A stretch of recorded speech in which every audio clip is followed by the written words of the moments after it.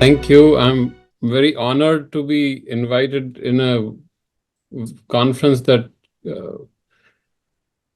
that is the beginning of our whole culture, civilization, and a lineage of great beings, rishis who started this, and then being, of course, with two of my favorite authors, Dr. Subhash Kakin, uh, Sri Vamdev ji. So it is a great joy for me. I thank you all. Whatever little I know, I'm happy to share. The research that I have done was through philosophy, through structuralism, semiology, and then I came with, of course, Sri Aurobindo's grace to the sign systems and symbology of the Veda and the linguistics. Veda is our first language system of humanity. And it is not only our first language system, it is a complete linguistic system, complete system of signs um, and messaging. The codes that are hidden in the Veda are of tremendous significance. But the sign systems create a complete structure, which in our modern systems of philosophy we call semiology, which is a science of signs. But we will not talk too much about the theory of the signs, but maybe look at how practically the Veda brought these together in a vast compendium, a Samhita of uh, explanation, esoteric wisdom, hiding while showing, revealing while concealing the great knowledge that our rishis had found. So the process of semiology usually takes a sign, and a sign indicates something else. So it's called a signifier and a signified. This is the modern understanding of signs. However, the Vedic system of signs goes beyond it. As David Frawley has written in his book beautifully, the message that comes is the sound, symbol, idea. They come together. It is not an isolated verbal or linguistic sign or a visual sign. The three come together in the Veda. What this does is it opens a multi-dimensional experience. The other aspect of this sign system of the Veda is it goes below the verbal level to the level of the root sounds, as Sri Aurobindo has explained, the Bij Dhvanis. And the Bij Dhvanis, the great quality of Bij Dhvanis is they're not intellectual, they're not mental. Each sound has its own guna, or which may be called, translated into character or quality of that sound. Now, each sound having its own guna takes us to a level of experience that normal language cannot give us. That is the beauty of Vedic Sanskrit and the entire compendium of Veda. Sampadanand Mishra ji has shown that Sanskrit creates a complex and complete linguistic system. And since Sanskrit, the classical Sanskrit, comes from Vedic Sanskrit, the same concept can be taken to Vedic Sanskrit. But in the Veda, it is not just a linguistic system, as I have discussed. It is also visual imagery. It is also auditory symbols, along with the other senses that are involved, including the olfactory and the gustatory. So Veda has been called a multimedia experience by modern researchers, especially Jamieson and Brereton, and it was our first multimedia experience. But a multimedia experience where everything begins to connect together, causing with this interconnectedness, feedback loops, a tremendous adaptability and flexibility of understanding, and the ability to keep growing in our consciousness as we understand. So suppose we take an example of Agni. If we look at Agni, who is our first Deva, the first word of the Veda is Agni. And Agni, if we go to the etymology, the root sounds of Agni, it has A, G, and N. And A is supposed to be as Sri Aurobindo has explained, absolute existence, the beginning. Most of our great shastras begin with A. A is the beginning, Ga is the sound that gives you a sense of force, and Na is the sense of carrying forward. So these three sounds give us a sense of the preeminence of Agni. Agni as a verbal experience, a sound experience is that which is preeminent, which is parallel, overlaps with our visual experience of Agni. Now, Agni has multiple meanings. Agni is not just a physical Agni or Laukik Agni. Agni at each plane of existence has its own relevance, has its own significance, has its own manifestations. Agni, according to Sri Aurobindo, is the seer will, the divine will that is within us, but it is also the divine love, the psychic being that is in our hearts. Swami Dayanand ji said that Agni is the Vachi of Atman and Paramatman in his Rig Veda Bhasha Bhashya. The Vachi is a representative, but it's also the speaker on their behalf. So Agni is a symbol that takes us into that realm of consciousness of the Atman itself, the realm of true love, the realm of Tejas and Dhyana. And if we study Agni more closely, this Agni becomes at a higher level. With Indra, it becomes Vidyut Agni. And at the level of the Swaha, the higher Loka, it becomes Saurya Agni. And this Agni doesn't just go ascend upward, it is also hidden in the physical, in the Adri. And the myth of Vala tells us about how Indra, with the power of the mantras, releases the sun that is hidden within the rock. And this is a very powerful Vedic myth that tells us that Agni is not only present before our eyes in our consciousness, but also in our subconscious, and also in the inconscient, the Adri, or which is the rock or the hill. And Agni is also present in the vegetation, and Agni is also present in the water. Now, if we meditate on the symbol, just the poetic power of the symbol, that Agni is at every loka, 7 regions or realms of being that exist in all of us, because we are not just one isolated part, we are a spectrum of consciousness, as Vajrayan Buddhism tells us. We are layers and layers of consciousness, and each layer itself has multiple dimensions. Then we can see how the beautiful symbol of Agni is alive, manifesting in each realm. Agni is the Surya Agni, Agni is the Vidyut Agni, it is the Bhautik Agni, it is the psychic Agni in our hearts, it is the Agni in the Shila, it is in the rock in our bodies. Now, using this symbolism, if we go further into it, we will see not just a visual connection of each loka, we will see a connection of the root sounds, or even the seed sounds, the bija dhvani. And that's where it becomes even more fascinating. The Veda has been called a solar myth by Western commentators, but it is much more than that. It is a play of light. It is a symbolism of light manifesting, because light in the consciousness of our rishis was not just a physical light. Light was an inner seeing, was revelation, was wisdom, was truth. And light is also comprehension. And as our thinking advances, light is also that advanced knowledge. So this symbol of light, the sound of light, comes in Surya, because Surya is giving light. Surya is the symbol of the Satchidananda, that which feeds the universe as Pushana, that which impels us as Savitar, that which is Mitra and Varuna. Mitra is our closest friend. Varuna is the vast awareness of being. And the sun, the Surya, is also Agni. So we will see that at every level we are connected, because eventually the Veda talks about one secret reality that encompasses all the universe.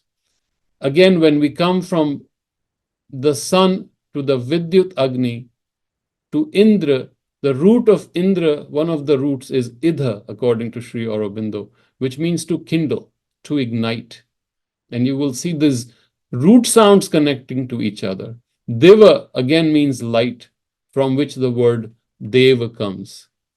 Dyao is the higher space where the Devas reside, and Dyao again comes from the light. And so again you will see Agni and Deva connecting with each other, connecting with Idha, which is Indra. And Agni will also connect with Usha, which is dawn. Again, the same symbolism of light. Aditi, as David Frawley ji has explained beautifully, Aditi is not Aditi. It is not the negative of Diti. Aditi comes from the root Adi and Ti. And Ti again here is the light, and Aditi is the original light, the divine mother from whom the universes were created. So if we look at the symbolism, we see the root sounds connecting with each other, the Bij Dhwani is even deeper, connecting through the experience of the Veda, and the visual symbols connecting with each other and creating a complete structure of linguistics of sign systems. There is so much to study in the Vedic sign system. This system has influenced our modern philosophy, our religions, our linguistics, our poetry, our literature. The memes that we see even today are influenced by the symbology of the Veda. When we study, when we read the Kabbalah and we see that there's a divine spark that is in each human being and that connects us all into one. Again, the same symbol of light. And Sri Aurobindo said that the Veda had influenced all the religions, including Judaism, Christianity, of course, where we talk about the Pentecostal fire, where we talk about Moses experiencing the burning bush, again, the symbol of light. And in Islam, we see the same symbolism carried forth, Nurun ala Nur, the light that is beyond the lights. Same influence, we see an influence of Veda on Buddhism. We see its influence on pre-Socratic or early Greek philosophy, German philosophy, and more in modern linguistics and structuralism. It is said that Ferdinand de Saussure, who is considered to be the father of modern linguistics, was profoundly influenced by Panini. And of course, he was a scholar of Sanskrit, and his most important paper is on root sounds and the phonemes of early languages. But the most important thing that we need to realize is that the symbol system of the Veda is unique because it takes us beyond the symbol. It takes us from the symbol to the symbolized. It takes us to the living experience, the anubhuti. And that is the trap of language that it takes us out of, the trap of thought that we are stuck in. Language becomes thought, and we live in that world. And this is what linguistics tells us, that we are in that complete system. There is no escape. Jacques Lacan, the famous French psychologist, said, we are trapped in the prison of language. Well, if he had read the Veda, he wouldn't have said so, because the symbol becomes the highly refined, the most refined aspect of language is the symbol. And the Vedic symbol takes us beyond language, takes us beyond thought into that which is anirvachaniya, cannot be talked about, anirdeshiya, that which has no space or place or direction. And that is the beauty, the uniqueness of Vedic symbology, semiology, and linguistics. I'm grateful to all of you illustrious luminaries, and I'm so joyous that I'm able to speak in front of those whom I have learned from. Thank you. And Makaranji, I pass this on to you, because I would rather listen to Subhash ji and David ji than talk in their presence. Thank you. Namaste, sir. I'm Om Divedi from Bennett University, Greater Noida. Uh, I was really struck by the argument that you advanced in your talk that the world is composed of words. That reminded me of Bhartari in many ways. But then you beautifully, demonstrated the eclectical range to substantiate and also to elaborate and also substantiate your argument. But if we take this argument ahead and we talk to the other argument that you advanced in your talk, that was the idea that Vedas talk to all religions. Like you also mentioned that Vedas talk to all religions, for example, Buddhism, Judaism, Christianity, so on and so forth. So if we have to establish this transcendental reality of Vedas, then where are the epistemological evidences for this? And how are we going to do this? Is that, I mean, Professor Paranjpe sir also talked in his thematic address about, he also touched upon the idea of transcendentalism of Veda in a way that it divides the boundaries between the East and the West.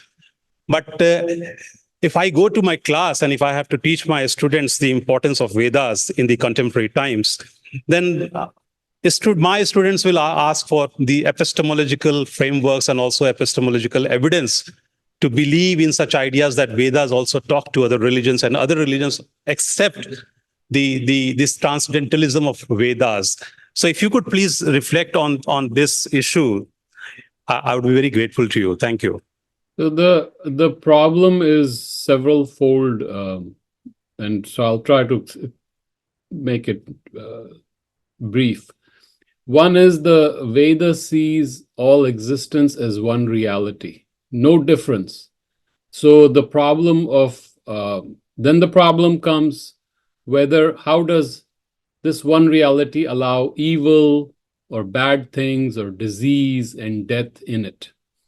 But Vedanta teaches us that not only is all one reality, but the way we are seeing reality is mistaken. And that is why the concept of mithya comes. Normally, the concept of Maya is misunderstood. We think Maya is illusion. Maya is not truly illusion, and especially in the Veda, all is real. Ekam sat.